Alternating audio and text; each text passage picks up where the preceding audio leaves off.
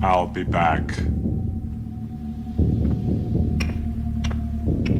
When a low-budget sci-fi movie changed action films, started a huge franchise, and made "I'll be back" the three most quoted words in movie history, we're talking about James Cameron's 1984 classic, The Terminator.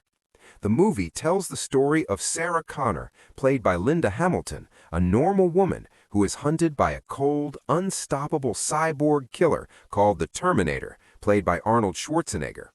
Her only defender is Kyle Ree, a soldier from the future played by Michael Biehn, who is sent back in time to keep her alive. It becomes a fast race against time and a hard fight to protect the future of humankind. All of this is packed into a tight, non-stop chase movie that made Hollywood rethink what a sci-fi film could be. Before it turned into a pop culture legend, The Terminator was an underdog, driven by the strong vision of a young director and the scary screen presence of Arnold Schwarzenegger. And the crazy part is that many of the things that made it famous happened because they had very little money. Today, we're exploring 15 strange and wild facts you probably didn't know about The Terminator. From different casting choices that could have changed everything, to behind-the-scenes problems that almost stopped the movie from being made, we're breaking down how this classic was created. And if you enjoy these nostalgic deep dives into retro movies like this one, hit like, subscribe, and tap that notification bell. We share new trips down memory lane every single week. Now, let's start the countdown with Number 1. Arnold was almost the hero and then became the perfect machine. Now imagine this for a moment, or at least try to. Arnold Schwarzenegger as the weak, emotional human soldier and someone else as the unstoppable killer robot. Yeah, the multiverse can keep that idea. At first, the studio wanted Arnold to play Kyle Ree. James Cameron agreed to meet him for lunch to talk about it, but Arnold hardly spoke about the hero role. Instead, he kept focusing on the machine, how it should move, how it should scan a room, and how it should reload a gun without ever looking at it. He was basically planning the cyborg's actions right there over lunch. By the time the meal was finished, Cameron had completely changed the casting in his mind. The funny thing was, when I went to that lunch, I didn't see that as you know, in the back of my mind, I was thinking the Terminator, you were thinking the Terminator, but we sit and we have this polite lunch because we've never met each other, and neither one of us mentions it, right? And then we both go back to our guys and say, Terminator. Michael Biehn got the role of Reese, and Arnold became the T-800, and then he got to work. People joke that playing a robot must have been easy for Arnold, but that was not true at all. He spent weeks training with weapons experts, practicing reloads again and again until his hands made the exact same moves every single time. He learned to shoot with both hands, fire without blinking, and keep his face completely emotionless while shooting. On set, he would practice his movements 50 times before the camera started rolling. Cameron supported this, often focusing the camera on Arnold's hands. Pull, aim, shoot, reload, no extra movement. And that is why the character still feels real today. The 12-gauge autoloader. That's Italian. You can go pump or auto. The 45 long slide with laser sighting. These are brand new. We just got them in. That's a good gun. The body looks human, but the actions are pure programming. One lunch meeting changed the casting. Weeks of intense training turned it into a legend. Number 2. The Terminator got sued before it even became a franchise. Before The Terminator turned into a billion-dollar franchise, it almost became a courtroom drama. Science fiction writer Harlan Ellison, a man known almost as much for his bad temper as for his talent, watched the movie and immediately cried foul. He claimed that Cameron's idea was taken from 2 episodes of The Outer Limits that he wrote in the 1960s, called Soldier and Demon with a Glass Hand. Both stories showed soldiers being sent back through time, and Ellison was sure the similarities were not just a coincidence. In the course of his interview, someone had said to him, "Where did you get the basic conception for Terminator?" And his response was, "Oh, I ripped off a couple of Outer Limits segments." Now, Cameron has always said the idea came from one of his own nightmares, with a metal skeleton crawling out of fire. But Ellison did not believe that story, and he brought in his lawyers. The studio looked at the problem, compared the cost of a long legal battle to the cost of simply settling, and chose the easier option. Ellison received a settlement, and more importantly, his name was added to the credits. If you watch later prints of the Terminator, you will see a note thanking Harlan Ellison for his work. Cameron reportedly hated this choice and had nothing to do with it, but the studio did not want to fight one of science fiction's most famously lawsuit-happy writers. So the movie that turned Arnold into a superstar also came with an asterisk and a check. Number 3. The original ending was so bad it had to be thrown out. The Terminator almost had a completely different ending, and it was cut not because of timing, not because of tone, but because the acting was impossible to watch. In Cameron's original version, the movie did not end with Sarah driving into the storm. There was one more scene. 2 men in business suits walk through the destroyed factory, find the remains of the Terminator, and casually talk about sending them to research. What's that? Microcomputer chassis, but I never saw stuff like that anywhere. Weird. Jap stuff, maybe. Get it down to R&D first thing Monday morning, huh? Good idea. Then the camera stops on a sign outside, Cyberdyne Systems. Yes, the movie was going to clearly show exactly where Skynet comes from, 7 years before T2 made that reveal actually important. Need to know how Skynet gets built. Who's responsible? The man most directly responsible is Miles Bennett Dyson. So why was it removed? Well, because the movie's main investor forced Cameron to cast his own business friends in the scene instead of real actors. Cameron filmed it, watched it, and quickly decided to hide it. The acting was so stiff and awkward that it completely ruined the energy of the ending. So Cameron did what many directors wish they could do when a rich backer forces bad casting on them. He cut the entire scene. It was a quiet form of revenge that also gave the movie a cleaner ending and left space for T2 to properly build the Cyberdyne story later. Sometimes the best creative choices happen because someone else's bad idea pushes you to fix things. Number 4. The liquid metal villain was supposed to appear early. If you thought that T-1000 was a crazy idea James Cameron made up for the sequel, think again. That shape-shifting nightmare was part of the original plan from the start. When Cameron first imagined the Terminator, he didn't want just one killer robot. His idea included 2 machines sent back in time, the metal skeleton in a flesh suit that we know and love, and a second Terminator made of liquid metal that could change into anything. In his mind, this robot could melt through bars, turn its arms into blades, and copy anyone it wanted.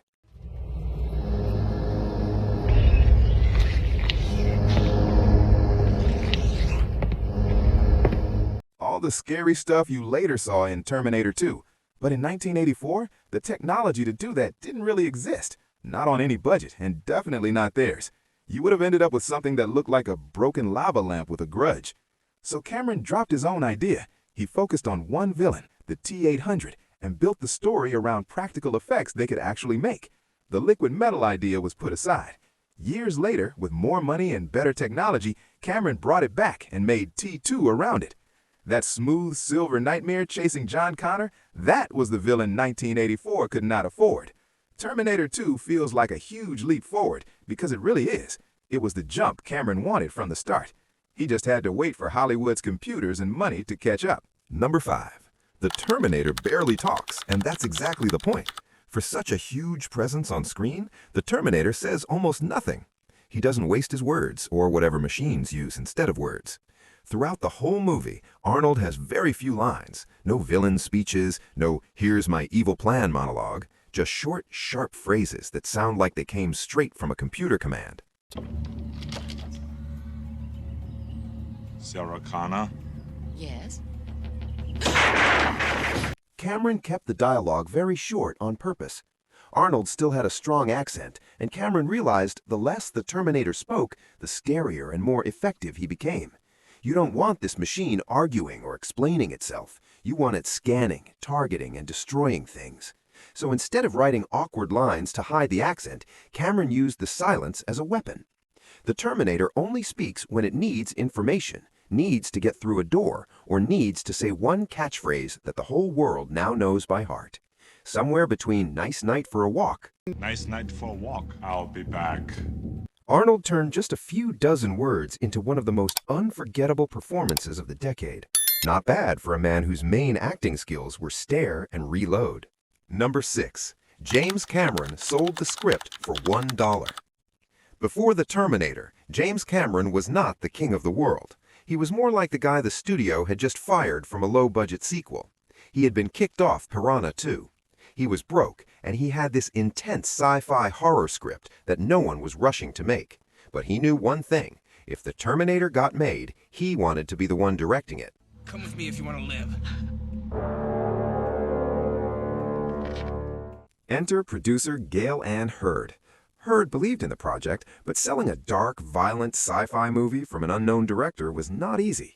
So Cameron made a choice that was either very smart or totally crazy.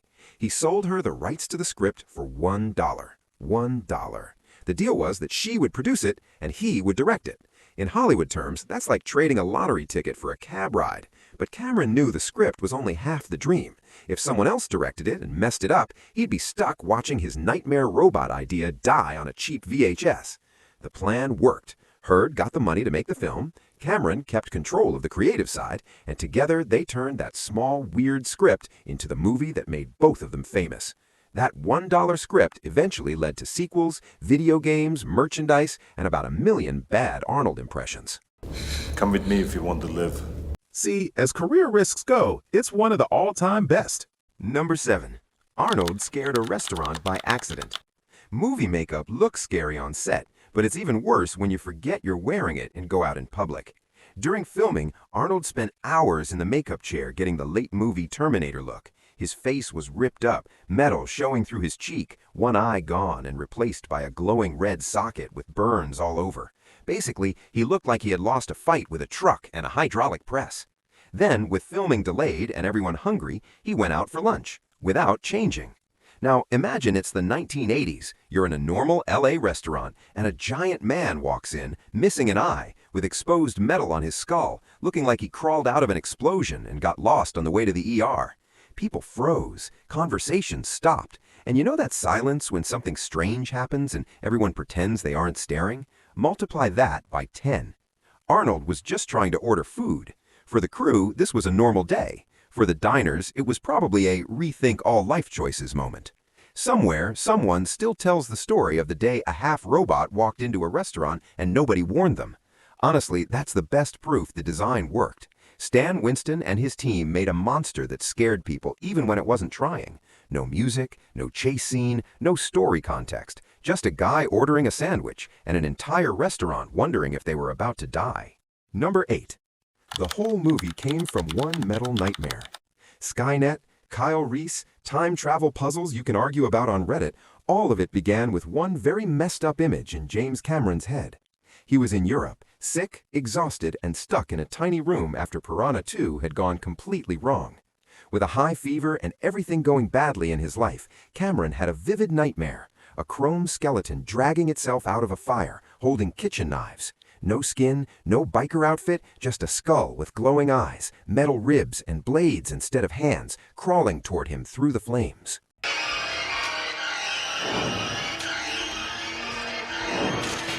This is the kind of thing your brain comes up with when it wants to make sure you never sleep again. He woke up, sketched it, and couldn't let it go. That drawing became the blueprint for the T-800. Cameron still had a problem. How do you make a movie around that monster when you have no money to show a future war? That's where time travel came in. Set the story mostly in the present. Drop this nightmare machine into 1980s Los Angeles. Film on real streets to save money and show the future war only in short, powerful flashes, skulls crushed under tank treads, and laser blasts in the dark. The fever gave him the villain, the budget gave him the structure, and his imagination gave the rest of us a new reason to fear robots. Now we'll take a quick pause here. If you're loving these Terminator stories, hit the like button and subscribe for more deep dives into the movies and shows that shaped us. And tell us in the comments, how did you first see the Terminator? Did you rent it on VHS, tape it from cable, or watch it in a theater with stereo speakers that definitely weren't ready for that gun shop scene? All right, let's get back to the countdown with Number 9. Arnold kept his distance from his co-stars. Now, Arnold didn't go full call me by my character's name method actor, but he made one smart choice. Don't get close to the people you're supposed to hunt. During filming, Schwarzenegger purposely stayed apart from Linda Hamilton and Michael Biehn. No hanging out, no joking between takes. We're all in this together. No energy. The idea was simple. If Sarah and Reese feel closer to each other than to him in real life, that tension shows on screen. The Terminator should feel like an outsider, something that doesn't belong in their world, both physically and emotionally. So while Hamilton and Reese built a natural connection, Arnold stayed outside that bubble. Not cold, just distant enough that when he came onto the set in full Terminator mode, it didn't feel like a friend joking around. It felt like the guy who never talks to you suddenly showing up in your space. You can see it in the finished movie. Even when all three are in the same story, the Terminator feels like it's in a different movie. A single robot war cutting through their lives like they're just obstacles. Number 10. Michael Biehn almost lost the role of Kyle Reese because of the least futuristic thing you can imagine, a Southern accent. I came across time for you, Sarah. I love you. I always have. When he first auditioned, Biehn had just finished a stage production of Cat on a Hot Tin Roof, and some of that Tennessee drawl was still in his voice. The casting team noticed it and got worried. Kyle Reese isn't supposed to sound like he just stepped off a front porch in Mississippi. He's from a broken future where borders, regions, and accents don't matter. Giving him a strong regional accent would make that world feel smaller. Even though they liked his intensity, they passed. Biehn's agent figured out what happened and called to explain. The accent was for another job, and he could drop it. They brought him back in, this time using his normal voice. No drawl, no twang, just the slightly clipped speech we hear in the movie. There's a chance to meet the legend. Sarah Connor. Taught her son to fight, organize, prepare from when he was a kid. That second audition worked. Instead of sounding like some guy from a specific place, Reese sounds like someone who grew up in underground bunkers, listening to broken recordings of how people used to speak. There's something a little unusual about him, in a good way, and it all happened because they made sure he didn't sound like he had wandered out of a country song. Number 11. Lance Henriksen stormed a studio meeting as the Terminator. Before Arnold joined, the Terminator almost looked a lot more like Lance Henriksen. James Cameron originally had a different idea for the killer. Not a giant bodybuilder, but a man who could blend in, someone who could walk through a crowd without anyone noticing until it was too late. Henriksen, lean, intense, and slightly unsettling even when he smiled, fit that idea perfectly. So when it was time to pitch the movie to potential investors, Cameron and Henriksen decided to do it the hard way. For one meeting, Henriksen showed up in character. Leather jacket, messy appearance, metallic foil on his teeth, and a stare that could curdle milk. He arrived early, walked into the room without introducing himself, and sat silently, just glaring at the executives. By the time Cameron walked in, the financiers were already shaken, staring at this strange, damaged-looking man who had just taken over their conference room. No pitch was needed. The message was clear. This is exactly what our movie is about. He was probably on PCP. Broke every bone in his hand. He wouldn't feel it for hours. There was this guy once. You see this scar? Yeah. Thank you. That little stunt helped convince the studio that the Terminator could be more than just a man in a rubber suit. Later, after Arnold was cast and the character's look changed, Henriksen was given the role of Detective Vukovich instead. But that one day when he stormed into the meeting like a killing machine, that definitely helped get the whole project moving. Number 12. James Cameron was hiding in the audio. Even when you don't see Cameron in his movies, sometimes you can still hear him, literally. In The Terminator, Cameron does double duty as a few background voices. No big cameo, no credit, just hidden audio Easter eggs. Sarah's rude date who cancels on her at the start of the movie? The voice on the answering machine? Yep, that's James Cameron. Hi, Sarah. Dan Morsky. Something's come up and it looks like I won't be able to make it tonight. Just can't get out of it. Look, I'm really sorry. I'll make it up to you. Call you in a day or so, okay? Sorry. Bye. The unseen motel manager at the Tiki Motel, grumbling through the door when Reese rents a room? That's Cameron too. I'm coming. I'm coming. We need a room. All right. With the kitchen. Do you have one with a kitchen? Low budget means you use whoever is around, and whoever was around happened to be the guy writing and directing the whole movie. Need a voice? Use the director. Need another voice? Use him again. It's like the 1984 version of your dad playing every part in your home movie. So while Sarah's life is falling apart, the random voices making her night worse are from the same person who put her in danger in the first place. James Cameron literally calling to cancel Sarah's date, then creating a killer robot to ruin the rest of her week. It's a tiny detail you might miss, but once you notice it, you can't unhear it. The guy who would later spend $200 million on Titanic started out doing free voice work on his own movie just to save a few dollars. Number 13. The creepy fog was actually bug spray. One of the scariest shots in the movie started with something way less cinematic, a city pest control program.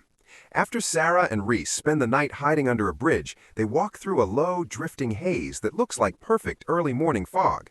It's eerie, atmospheric, and the kind of thing you'd think the director added to make everything feel more doomed. But in reality, Los Angeles was being sprayed with insecticide to fight a fruit fly problem. That fog was actually bug spray hanging in the air. The crew saw it, thought, that looks cool, and just went with it. From a visual point of view, they were right. It gives the scene a sickly, toxic feeling, like the world is already turning against humanity before Skynet even has a chance. From a health point of view, though, probably not the best choice. A movie about a poisoned future accidentally used some very real "don't breathe this" air straight from the city. Movie magic thanks to municipal pest control. Number 14. The movie was shot like a guerrilla heist. Part of why the Terminator feels so raw and dangerous is because making it was raw and dangerous too. This wasn't a comfortable city block Hollywood shoot. It was more like a film school heist with better stunts.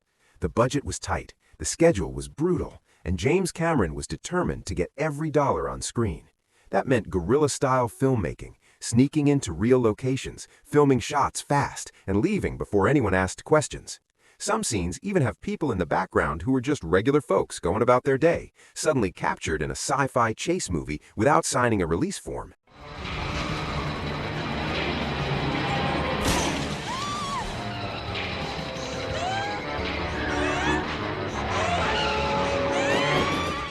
Nighttime exteriors, street shots, quick drive-bys, all filmed with that "we're stealing this" energy. One of the best examples happened just weeks before the movie was released. Cameron needed a shot of the Terminator smashing into a station wagon and driving off. The budget was gone and time was almost up, so he and Arnold went out with a small crew, a car, and a camera and shot the whole thing in about 2 hours. Cameron paid for it himself, no full permits, just move fast, get the shot, and be ready to run. Now, unfortunately, the rig was not mobile. It couldn't be moved at the speed that I wanted the car to be moving because the car is in motion. But you can create the illusion that the car is moving by moving the background. Arnold even had a second set of clothes in case they needed to pretend they were just out for a drive. That ask for forgiveness later approach ran through the whole production. Instead of polished sets and controlled locations, you get dark alleys, dirty streets, and an LA that feels alive and completely unaware of whatever nightmare from the future is stomping through it. The movie looks much bigger than its budget, and that rough, scrappy style is exactly what gives it lasting power. Number 15. 3 words that almost didn't happen. We've talked about nightmares, lawsuits, guerrilla filmmaking, and a robot that scared a whole restaurant of innocent people. But none of that would matter if one tiny argument had gone the other way. The most famous line in the movie, and maybe of Arnold's entire career, almost came out sounding like a grammar lesson. When Arnold first read "I'll be back" in the script, he didn't like it. The contraction felt awkward with his accent, and he thought "I will be back" would sound better. I'll be back. More formal and less likely to bother his dialogue coach. So Arnold went to James Cameron and asked to change it. Cameron said no. He liked the rhythm of "I'll be back," shorter, punchier, a bit casual. "I will be back" sounded stiff, like a robot reading wedding vows instead of a robot about to drive a car through a police station. They debated it, but Cameron would not change his mind. They filmed the scene experimenting with different deliveries: bored, threatening, dismissive. In the final cut, the Terminator walks up to the police station counter, surveys the room, says "I'll be back" as if it were nothing, and then turns the entire building into scrap metal. Nobody on set had any idea that those 3 words would follow Arnold for the rest of his life. It's just that sometimes things click with the audience and you produce something or you create a character that really hits home. I'll be back. One of the shocks of the film was that people related to the Terminator so much. Talk shows, sequels, parodies, probably even the DMV. 4 decades later, you can walk into any room, say "I'll be back" in a vaguely Austrian accent, and people know exactly what you mean. All because Cameron refused to change a contraction. Sometimes the smallest hill a director chooses to stand on becomes something everyone remembers. And sometimes 3 words delivered perfectly become immortal. And there you have it, 15 weird facts about the Terminator, the low-budget 80s sci-fi movie that somehow launched one of the biggest franchises in the world. Which fact surprised you the most? Was it the deleted Cyberdyne ending, Arnold almost playing Kyle Reese, or the lawsuit that could have ended it all? Let us know in the comments below. And if you enjoyed this trip back to 1984, be sure to like, subscribe, and check out our other deep dives into the movies that shaped us. Until next time.